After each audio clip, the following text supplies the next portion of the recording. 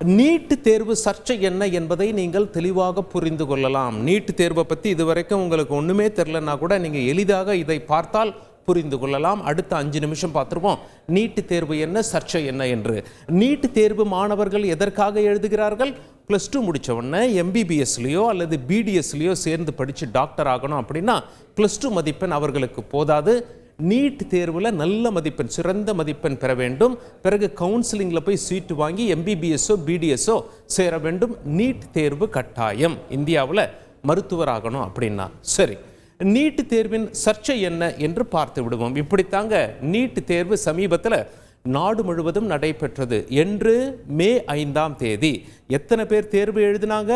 சுமார் 24 லட்சம் பேர் தேர்வு எழுதினார்கள். மொத்த மதிப்பெண் எவ்வளவு நீட்ல? 720 மதிப்பெண்கள். முடிவுகள் எப்போ வெளியிடப்பட்டது?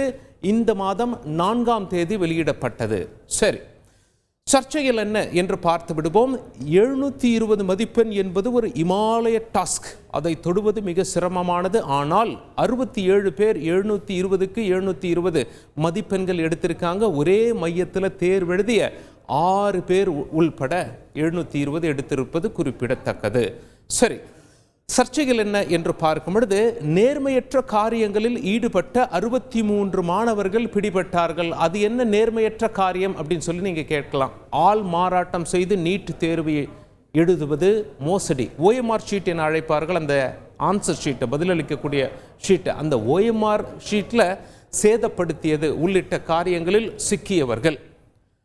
புகார்களை விசாரிக்க 4 பேர் கொண்ட குழு அமைக்கப்பட்டது. அந்த 4 பேர் கொண்ட குழு என்ன பண்ணாங்க? புகார்களை இங்கே விசாரித்து இங்கே தப்பு நடந்திருக்கு அப்படின்னு சொல்லி நடவடிக்கை எடுத்தாங்க. அந்த நடவடிக்கை என்ன அப்படின்னு சொல்லி பார்த்தீங்கன்னா, அதாவது 12 மாணவர்கள் 3 ஆண்டுகளுக்கு தேர்வு எழுத தடை, 9 மாணவர்கள் 2 ஆண்டுகளுக்கு தேர்வு எழுத தடை, 2 மாணவர்கள் ஓராண்டுக்கு தேர்வு எழுத தடை, 40 மாணவர்களுடைய தேர்வு முடிவுகள் நிறுத்தி வைப்பு என்று நடவடிக்கை எடுக்கப்பட்டது. சரி, சர்ச்சைகள் என்ன?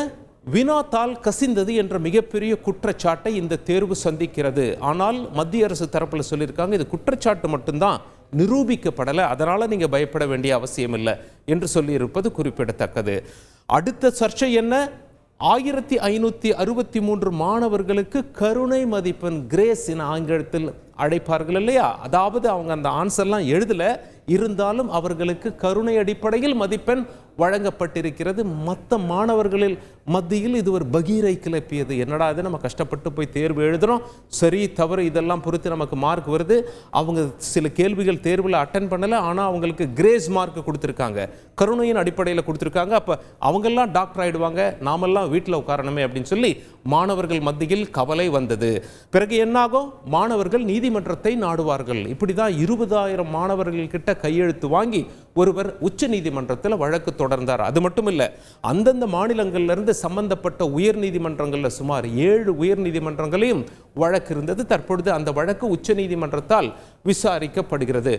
இப்படியாக நீதிமன்றத்திற்கு சென்றது.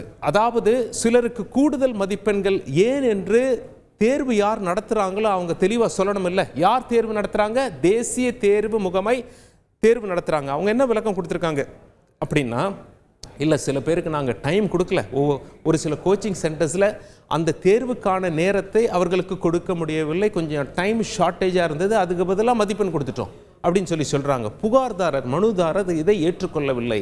இதில் என்ன நியாயம் இருக்கிறது என்று உச்ச நீதிமன்றத்தில் இந்த வழக்கு விசாரணையானது நடைபெற்றது. இன்று என்ன உத்தரவு வந்திருக்கு அப்படின்னு சொல்லி பார்த்தீங்கன்னா, 2 உத்தரவுகள் என்பதை நாம் புரிந்து கொள்ளலாம். அது என்ன?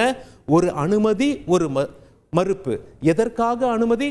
1563 மாணவர்களுக்கு கிரேஸ் மார்க் போட்டாங்க இல்லையா, கருணையின் அடிப்படையில் மார்க் போட்டாங்க இல்லையா, அதை நிறுத்தி வச்சிருக்காங்க. அப்போ அந்த ஸ்டூடெண்ட்ஸ் எல்லாம் என்ன செய்யணும்? மீண்டும் தேர்வு எழுத வர வேண்டும். இவர்களுக்காக மீண்டும் தேர்வு நடைபெறும். இந்த 1563 பேருக்கு மட்டும். ஒருவேளை அவங்க தேர்வு எழுத வரலன்னா என்ன ஆகும்னு கேட்டிங்கன்னா, அவங்களுக்கு கருணை அடிப்படையில் போட்ட மார்க் ரத்தாகிவிடும். அந்த கருணை அடிப்படை மார்க் ரத்தாயிட்டு அவங்க என்ன மதிப்பெண்ணோ, ஒரிஜினல் மதிப்பெண்ணோ, அது மட்டும்தான் அவங்களுடைய மார்க்காக தங்கிவிடும். இவ்வாறு அந்த தீர்ப்பை நாம் புரிந்து கொள்ளலாம். எதற்கு மறுப்பு தெரிவித்திருக்கிறது உச்ச நீதிமன்றம்? மருத்துவ கவுன்சிலிங் நடத்த தடை கேட்டாங்க. இல்லை தடையெல்லாம் வேண்டாம், எந்த தேதி குறிச்சிருக்கீங்களோ அந்த தேதியில் மருத்துவ கவுன்சிலிங் நடக்கட்டும். மருத்துவ கவுன்சிலிங்க்கு முன்னாடியே அந்த கிரேஸ் மார்க் போட்ட 1563 பேருக்கு தேர்வு நடத்தி முடிச்சிருங்க, ரிசல்ட்டையும் கொடுத்து முடிச்சிருங்க, பிறகு நீங்க கவுன்சிலிங் நடத்துங்க அப்படின்னு சொல்லி தீர்ப்பு வந்து விட்டது. இதன் அடிப்படையில் தேர்வு நடத்துவோம் அப்படின்னு சொல்லிட்டாங்க. இப்போ மனுதாரர் என்ன கேள்வி வைக்கிறார் அப்படின்னா, 20,000 பேர்கிட்ட கையெழுத்து வாங்கி கொடுத்தாங்க இல்லையா, அந்த மாணவர்கள்லாம் என்ன கேள்வி வைக்கிறாங்க அப்படின்னா, சிலருக்கு மட்டும் கூடுதல் மதிப்பெண் வழங்கியது தவறு என்பதால் தானே மறுதேர்வு நடத்தப்படுகிறது, இல்லைன்னா அவங்க செஞ்சது கரெக்ட் அப்படின்னு சொல்லி நீதிமன்றம் சொல்லியிருப்பாங்களே, அப்படி சொல்லலையே. அப்போ மறுதேர்வு நடத்துறீங்கன்னா நீங்கள் சிலருக்கு மட்டும் மதிப்பெண் கொடுத்தது தவறு என்பதை காட்டுகிறது. இந்த தவறை ஏன் செய்தது தேசிய தேர்வு முகமை என்ற கேள்வியை மனுதாரர் முன்வைத்து, இது இந்த தேர்வு நடத்துகிறவங்களோட நம்பகத்தன்மையை சந்தேகிக்கும் அளவிற்கு இருக்கிறதா இல்லையா என்ற கேள்வியை மனுதாரர் முன்வைத்திருப்பது குறிப்பிடத்தக்கது. செய்திகளை உடனுக்குடன் தெரிந்து கொள்ள உடனே சப்ஸ்கிரைப் பண்ணுங்க.